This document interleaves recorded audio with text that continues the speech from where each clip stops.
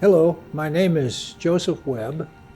I teach at Gardner-Webb University in North Carolina, and I'm pleased to welcome you to this program, which in a sense is an introduction to my newest book, which I'm very proud of and have literally, as I'll try to explain briefly to you, worked on for 50 years. And the book is entitled The Watergate Deep Throat Secret. It's published by Doddridge Press in Pittsburgh. And I'm very proud of the book. The Watergate break-in took place at the Watergate Hotel and Office Complex in Washington, D.C. in 1972. And by that time, I was a 30-year-old newspaper reporter and in the state of Illinois, and took a very big interest in that break-in.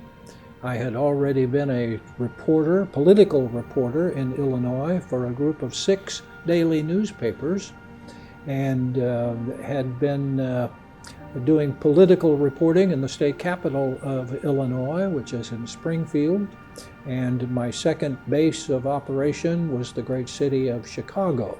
The life that I have lived has had literally, as my wife would put it, has had 3 acts.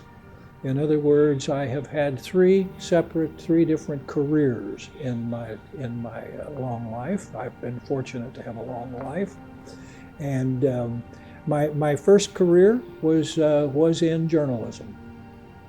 I have a journalism degree from the University of Illinois. From 1966, I think it was, when I got my degree, and shortly after that went to work. It was in journalism, and shortly after that I began my newspaper career in the heartland of Illinois and around both Springfield and Chicago. And it was in that capacity of being a newspaper reporter that I became rather profoundly involved when the Watergate complex was broken into. At the next, 1968 was the first of the presidential campaigns that I was very actively involved in covering, but the second one was in 1972. And I became very involved in it as a reporter. I was in Illinois, and that, of course, was all happening in Washington, D.C. But for years, those first few years, I was a journalist, and that was life number one. My second life was that when I turned 45, going on 50 years old, I decided that I would return to the profession that I had begun life with, which was in the church.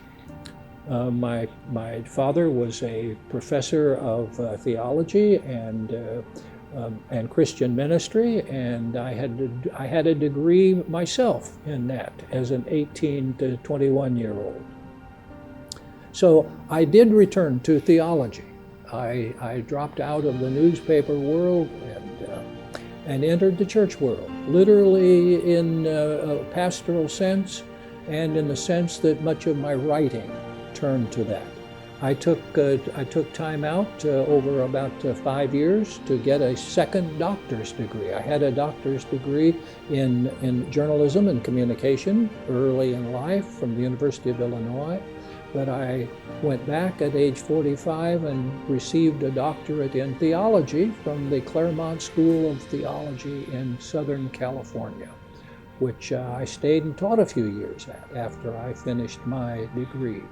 And I devoted my life at that point during those years to writing books about theology and the subjects related to it, about Christian ministry, and the kinds of books that now I'm very proud of, because they tried to kick open some theological doors that had been hard to understand, about pluralism in the world and different religions and how religions get along with each other and how they don't. And I'm proud of the fact that I wrote about 10 books during those years about religion.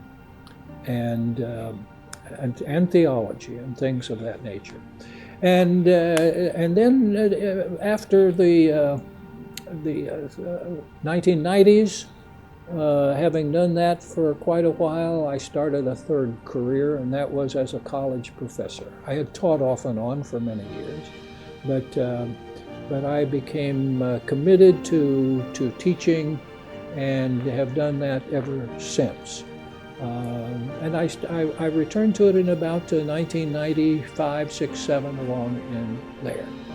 And for the last 17 years, I have found a wonderful home at Gardner-Webb University in North Carolina, and have taught virtually everything that I have ever wanted to teach.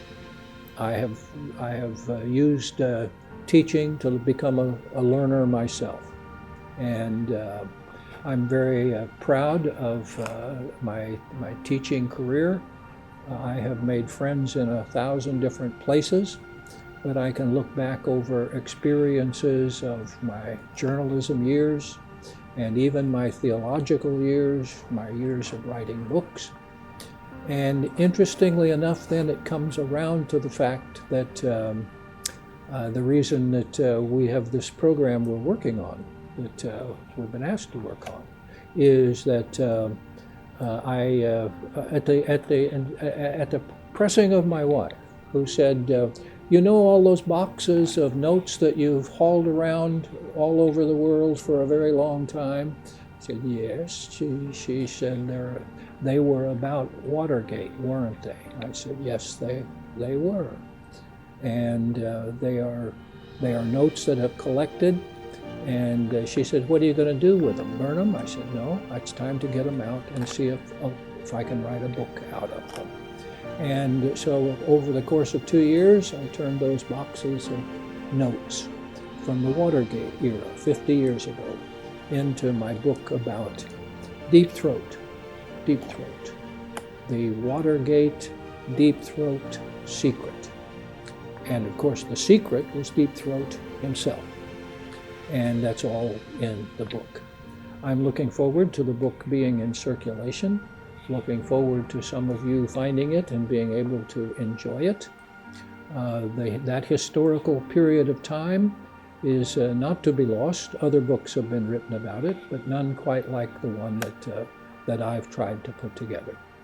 Thank you for joining us in what will be built around these comments and what me and my colleagues and so forth are working on to in effect accompany the publication this past year, 2022, the publication of my book on the story of Watergate, the Watergate Deep Throat Secret. And you'll enjoy finding out what the secret actually turned out to be. Thank you for joining me. Thank you for sharing these few moments that I can recollect on a lifetime of different kinds of work that come together now. God bless you. Thank you.